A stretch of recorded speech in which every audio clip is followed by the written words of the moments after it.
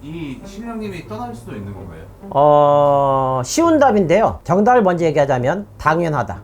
신령님은 여러 번 기회를 주십니다. 너는 이런 부분이 잘못했기 때문에 다음에는 주의했으면 좋겠다 라고 말씀을 하세요. 정확하게. 그러면 내가 만약에 그거를 못 알아듣고 똑같은 행동을 하게 되면은 두 번째 경고다. 잘 알아들어. 예, 그렇게 엄중하게 얘기를 하세요.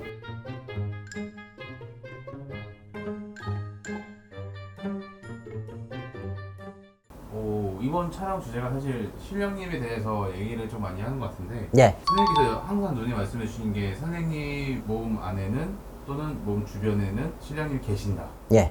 근데 이 신령님이 떠날 수도 있는 건가요? 쉬운 답인데요. 정답을 먼저 얘기하자면 당연하다. 이 떠나는 시기가 이제 중요한 건데요. 예를 들어서 신령님 모신 지 하루밖에 안 됐다 해서 떠난다 그런 개념이 아니고요. 20년 됐다 해서 떠난다라는 개념이 아니고요. 하루밖에 안 됐어도 신령님은 떠날 수가 있고요. 50년 되고 30년 됐어도 안 떠날 수가 있습니다. 그 이유는 딱 한 가지예요. 우선 신령님은 여러 번 기회를 주십니다. 뭐라고 이제 저희처럼 이제 직접 만약에 얘기가 들리면 뭐라고 얘기하시냐면, 만약에 제가 뭐 욕심을 부리려고 한다 치면 너는 이런 부분이 잘못했기 때문에 다음에는 주의했으면 좋겠다 라고 말씀을 하세요. 정확하게. 그러면 내가 만약에 그거를 못 알아듣고 똑같은 행동을 하게 되면은 뭐라고 또 말씀하시냐면 두 번째 경고다. 잘 알아들어. 예, 그렇게 엄중하게 얘기를 하세요. 근데 저는 아직까지 뭐 맨 처음에 신령님 모시고 나서 한 번 정도만 경고를 들었고, 그 경고는 이유가 너무 쉬운 건데요. 성질이 제가 좀 있어가지고 손님이랑 부딪혀가지고 싸우는 경우가 있었어요. 그래서 그거를 한 달간 두 달간 지속이 되다 보니까 신령님이 경고했어요. 몇십 년 동안 이 일을 하는데 네가 그 손님하고 맞지 않는다 해서 자꾸 그렇게 성질을 부려서는 안 된다. 진짜 경고다. 하지 말아라. 그래서 제가 곰곰이 산에 가서 딱 먼 산 바라보면서 생각을 했어요. 내 성질이 더럽다. 그러면 참아야 되는데 못 참고 있는 건 내가 부족한 거다. 더 열심히 해서 성질 안 부려야지. 그래서 그때 이제 조금씩 이제 참고 참다 보니까 30년 가까이 하다 보니까 이제는 성질이 뭐예요? 모를 정도로 이제 둥글둥글, 웬만하면은 시비를 걸어도 둥글둥글 보고 있습니다. 그런 경고를 주십니다. 근데 그런 경고는 이제 신령님 입장에서는 약간 조언에 관련된 경고고요. 정말 심각한 경고는 뭐냐면 신령님이 계속 지켜봐요. 지켜봤는데 아무리 생각해도 이 사람한테 욕심을 부려서는 안 되는 상황인데 욕심을 부릴 때가 있어요. 그러면 이게 한 번 갖고는 경고를 안 해줘요. 두 번, 세 번, 네 번, 다섯 번, 막 수십 번 됐었을 때 경고 한 번이 날아갑니다. 그러면 직접 말씀하시기도 하지만 꿈으로 보여주기도 하시고 가슴을 때려요. 그렇게 하면 안 된다라는 그런 누가 봐도 느낄 정도의 그런 무서움을 준다거나 경고를 줍니다. 뭔가 마음으로 경고를 주고 꿈으로 다 경고를 주는데 못 알아들어요.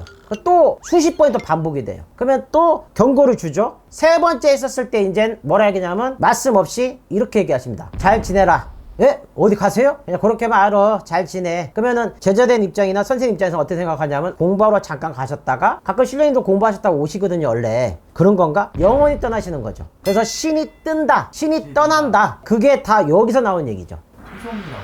태송이라고 하죠? 태송이라는 거는 말 그대로 신령님을 떠나보낸다. 그게 이제 태송의 개념인데요. 연세가 꽉 차가지고 도저히 내가 신령님을 모시기에는 나이가 너무 많거나 그럴 때 이제 태송을 이제 하시기도 하고, 그 다음에 내가 이쪽 길을 가기에는 나는 아닌 것 같다. 그래서 이제 신령님을 이제 내보내는 의식을 하는 경우가 태송이라 말하는데요. 그런 경우 당연히 있고요. 비일비재합니다. 그래서 이렇게 신령님이 떠나기도 하지만 자기의 의지에 의해서 신령님을 내모시는 경우도 분명히 존재하는 거죠. 태송꽃이라는 게 있잖아요. 태송꽃, 예, 태송의식 이렇게 얘기하죠. 근데 예. 그게 보면 예. 듣기로는 진짜 잘해야 된다. 그건 당연하죠. 예. 이 잘못 건드리면 안 된다. 예, 그건 맞는 말입니다. 얘기를 들었거든요. 예. 태송의식을 잘못하면 왜 큰일 나는 건가? 우선 만약에 신령님을 제대로 다 떠나보내고 완전히 거의 일반인처럼 이렇게 다 해야 되는데 그렇지 않고 제대로 하지 않으면 뭔가 기운이 남아있게 돼요. 그러면은 신령님이 떠난 자리에 그 남아있는 기운에 누가 들어오냐면 악신이 들어옵니다. 악신이 들어와서 이건 정말 빼도 박도 못한 상황이 되게 돼요. 말 그대로 신령님은 내모셨다고 했는데 뭔가가 있어서 자꾸 내가 몸이 아프고 일이 꼬이고 재물이 풀리지가 않고 이상한 현상이 생기면서 뒤집어지는 현상이 생기시게 되는 거죠. 그래서 태송식을 잘못하게 되면 악신이 차지하거나 잡기가 와가지고 오히려 아나니마 모드에서 차라리 그냥 신령님 모시고 살 걸, 이게 더 편하게 느낄 때가 있는 거죠. 그럴 때였습니다.